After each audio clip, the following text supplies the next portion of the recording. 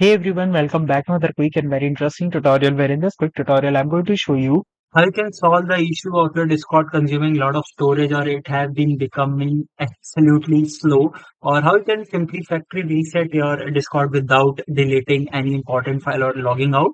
Now in order to do all that, just simply close the Discord first, then press Windows plus R key on your keyboard. Here search for app data percent, then hit enter.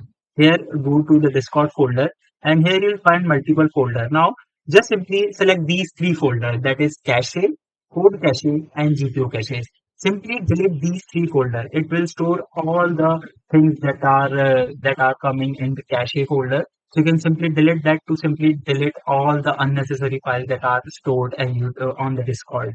Alright, so that's it for this tutorial. I hope this video will be helpful for you. Make sure to hit the like button and subscribe button for more such helpful and interesting tutorials. See you in the next one. Take care.